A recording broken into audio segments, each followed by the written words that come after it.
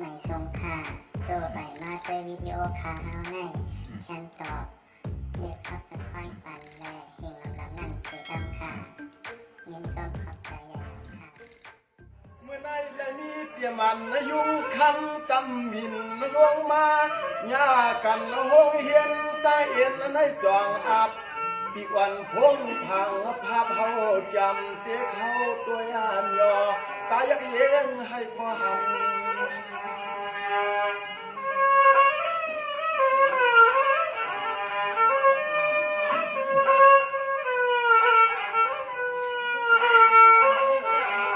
ว่างเมื่อเฮาเลยหันเลยทมใครเอาลูกดีสวงปัญหักคำกับผมยามเมื่อนางติด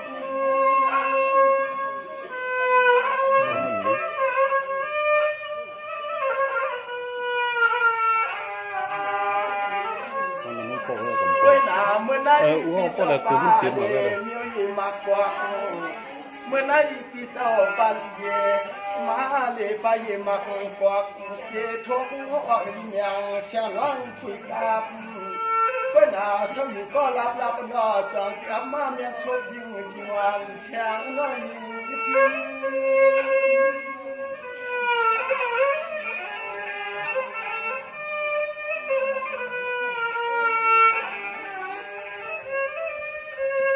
ตัวยาโลฮาวาเอาเขาพักที่มือตั้งยามเขาเอาเขาพักที่มือตั้งยานมีก่อนปนางจิมมาย่ำคมมาจุกย้อนนะย้อนหน้าอุดชาทำจนเป็นที่ตั้งใจเลย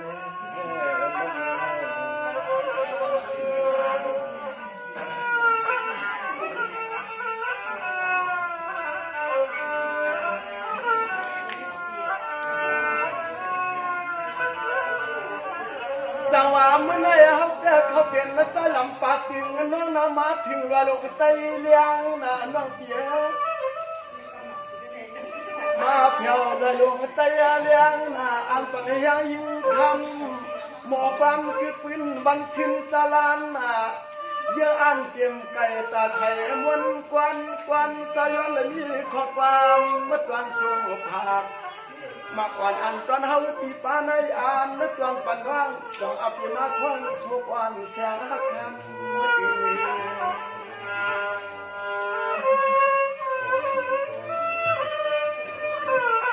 ทำไปง่ายด้วยหมวกกำกับของเนาะ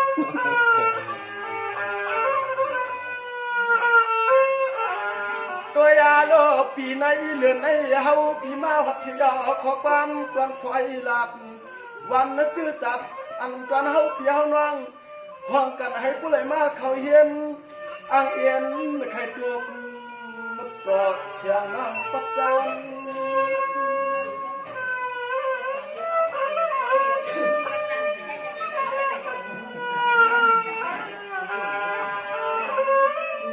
เมื่อในอ่ำมักก็คำมักเก่าเย็นใจอาจุกมาเลือกพี่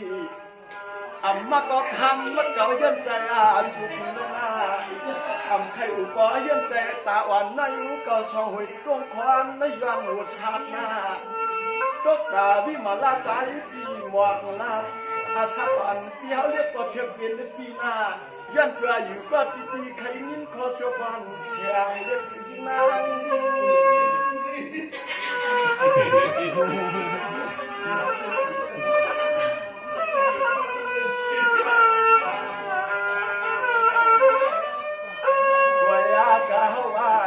สตางหักนางรักวายาวันเขาปีนินสตางหักนางรักวายวันน้อปืนป่วยวันที่มือตะลางยังมาสามเรื่องประจานนั่นยังจับไทยนามีวันนาวันควางเขาแควขอกำยวนและกว้างตัวยาชื่อตัดอยู่เตรียมแกะน้อคำนี้เขาในหูโยเอโย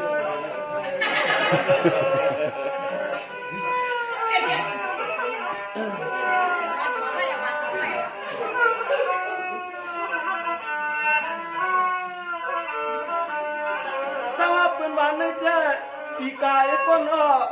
ลอยหลวงเจ้าได้แล้วในมีเตียบหมวกยุงคำหวานว่างแล้ว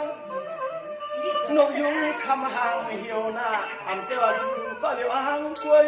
คอยหอมลิงงามคิดเป็นคำข้าวลูกชายเป็นนกความหัดดวงควันใบหน้าเห็นไหม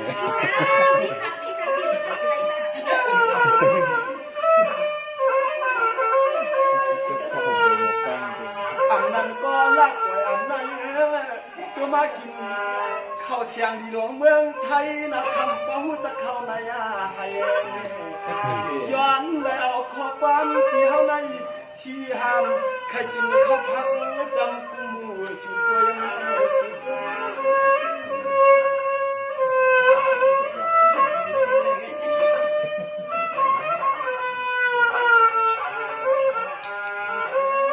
หน้าที่มาลาปีเฮาในชาเป็นพักก็หน้าเป็นพักอันคือหวานเดือนจอมตาบหน้าใครอยู่ห่วมจอมมาสูงสั่งมาอยู่เรื่องจันหาทับอับสุยจังหวัดยานวลนึกถึงว่าเนี่ยตาวันเพียงเยี่ยมใจลูกหมาเลือปีเยี่ยมใจลูกหมาเลือปีพี่มาลาย้อนชันร้อยฮักร้อยเพียงวันนี้อันมือกำดิน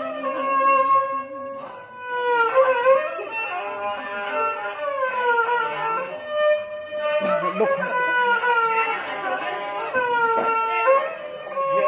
นเสียงลาตาเพียบมินเพียบมินโลเล่ลูกเบี้ยเปลี่ยนที่กว้างมาขาดล้อนี่ยังไม่จู่ๆเรามากว้างวักยาวหนึ่งกำลาถึงหักคำเป็นอำไปให้มันขาดตำเสียงใจเสียงคลาเหี่ยว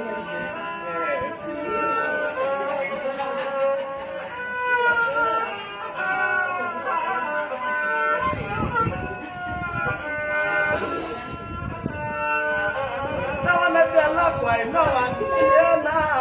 มากินกล้วยเป็นหมักเจ้าไปคือในมันนึกคมมันน้องเดียวนามาวันเจ้าไปคือในมันนึกคมนาพี่เจ้ามาสั่งวันดูวันปตุกจวมเย็นสว่างอาปานอำไรทวัดในคำเล่านะเมื่อได้อำไรยินข่าวยิงเงาก็คำน้องมาไก่นาพี่มาลาเตต้าเพื่อตกใจเนาะถามเจ้าเห็นว่าเป็นภัยเป็นคนเมืองจรานวันไหนมาชาวเมืองไต้ปัตตานหางชวนเสียชายักษ์โดยองค์อยู่ผาเสียงคำสองยาวไว้ว่าเหตุการณ์นอน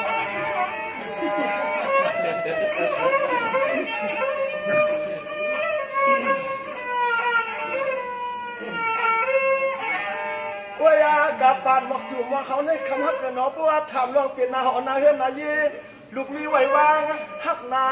หำถามเจียเนาะว่าหักนางหำถามจีขาดทางทะเลตีนะทำที่ถูกกันได้เอ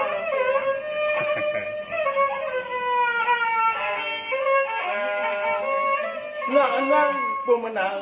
พี่มาล่าสุดเนี่ยก็แค่เป็นยศพักก็พักมันเหลียงนั่นว่าคือ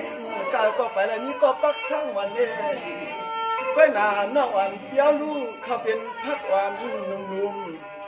เปิดอำใครอื่นขลุ่มปังอำนั้นก็เป็นพักวันขึ้นสร้างข้าวเคียงมวยน้ำในพายลงหยอดปีหาท่านก็จับวันในเถื่อเขาเดือดยักเสียขึ้นจอ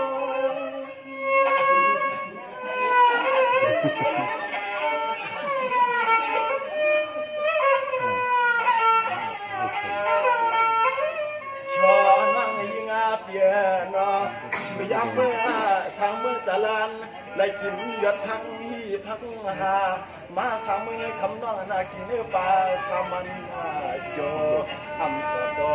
เยื่อเจอเยื่อควงวันให้เขาให้ทบเสืออำต่อพอเยื่อเจอเยื่อควงวันให้เขาให้ทบสู่ในนั่นแค่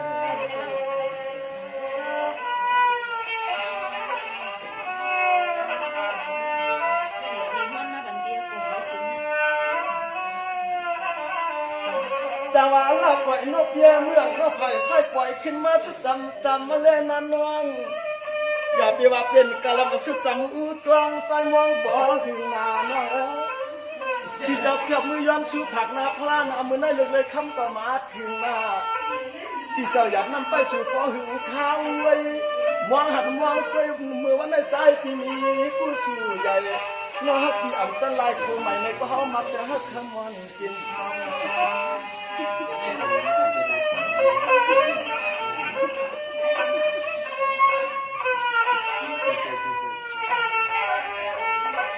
นายเอาลากแหวนนอกเยอะ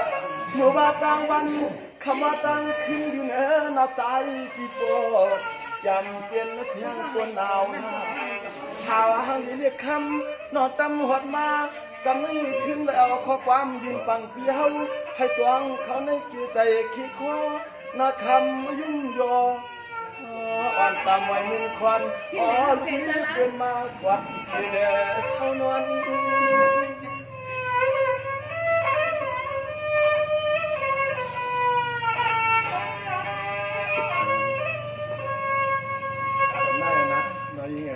การเต้นนั่งยี่หลักเลยค่ะแค่หมอกเส้นกรกินหน้าไปส่งด้วยกันเลยพี่น้องเขาตั้งมดตั้งเชงขนมป้าบดลงใต้เขาคานเลยเลยมาขอแถวเลยให้เรียกเขาในขนมปอนเขาไม่ต้องจุ้งเสื้อเสนับดอนมาสูงโป้ค่ะเปี้ยวเดี๋ยวเลย50คำนู้นผมโป้วันเหรอครับน้องอ้วนอ่ะโป้ยตอนนี้เลยเสียงได้พี่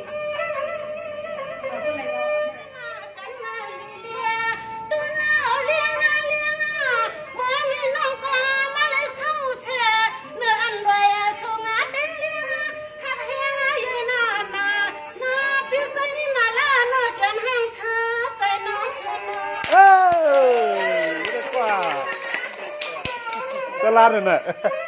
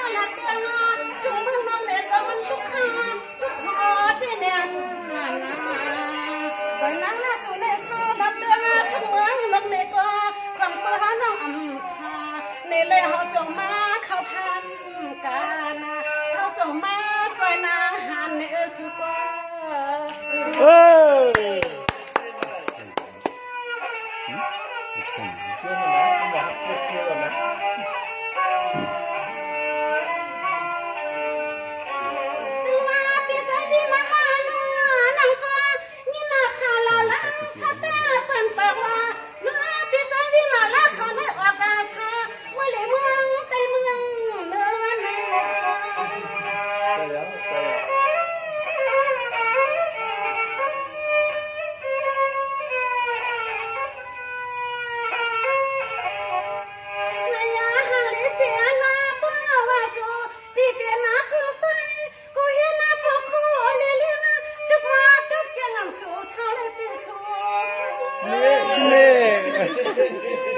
มามัวแล้วนี่ทำไมถึงไม่ใช่แบบนี้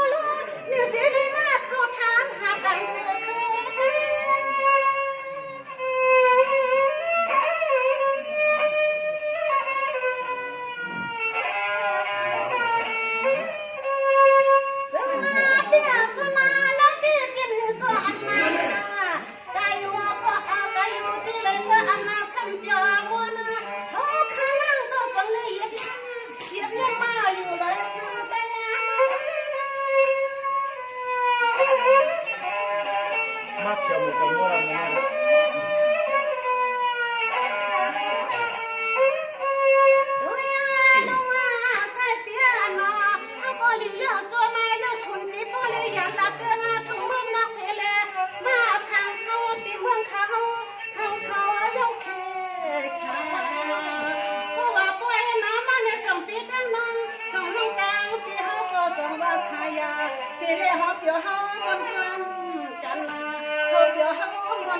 ถึงตอนนี้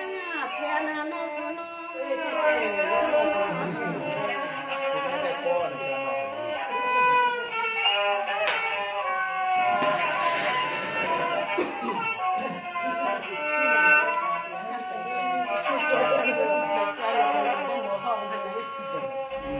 ไลค์กดแชร์กดซับสไครป์เป็นกำลังใจให้ช่องเราด้วยนะคะ